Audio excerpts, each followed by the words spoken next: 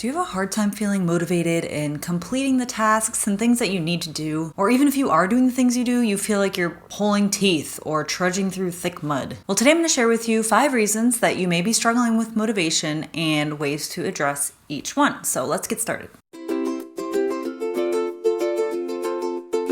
Reason number 1, you're focusing too much on the bigger picture. It's really easy to feel overwhelmed when we're thinking about the end goal, especially if it's something that takes a lot of work or a lot of time. For example, if you are focusing on the goal of graduation and you're getting a degree, you can start feeling overwhelmed when you think about all the classes, all the assignments, all the presentations, everything you have to do to get to that goal. And does that make you feel motivated? No. It makes you want to crawl in a hole. So the fix to this is to take a step back and notice what your goals are today. What are your goals this week, this semester? Instead of the goal being graduation, the goal can be, I just need to complete this assignment. I just need to get a passing grade in this class. That goal is going to be there. It's not going anywhere. So bring your attention back to what you can do right now and celebrate your little wins, because celebrating those things make us feel excited and more motivated and can help prevent feeling burnt out and like you're just working and working for no reward. Reason number 2, you're putting too much energy into other areas. Maybe you're spreading yourself too thin. Maybe you have too many things that you're pouring into and you don't have the energy left for what really matters. So think of your life as a pie chart. We have all these different sections in our pie chart. We have family, we have friends, we have career and work, we have recreation even. And we can't give 100% to each of these areas. If we feel like we're trying to do that, then we're gonna get really burnt out and we're not gonna feel motivated. So one way to address this is to streamline. Figure out if there's more efficient ways to get things done. Figure out if you can cut anything out that you really don't need to be doing. Notice what's really important to you and what you really do want in this time in your life. It doesn't mean it's always gonna be that way. Sometimes our relationship pie piece is bigger, sometimes our work pie piece is bigger. There's nothing wrong with that. But figure out what it is that you want and what you wanna dedicate time and energy to. Another way to get in touch with this, if you're like a data person, is to literally track what you're doing every hour of the day, and then you can really see in front of you what you're putting your time and energy into. If it's the way that you want your days to be going, you can even make this into a pie chart.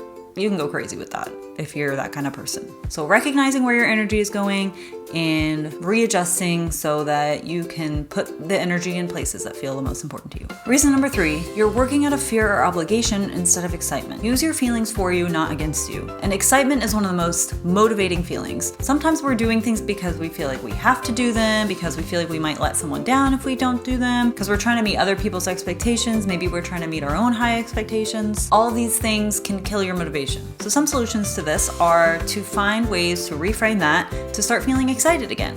What are the reasons that you originally chose to put your energy into this? Instead of saying, I have to do this, tell yourself, I get to do this. Sometimes just that way of reframing it can be helpful in pushing us to the next step and where we need to go. Really find ways to reconnect with the reasons and the values that brought you to completing these tasks and whatever it is in the first place.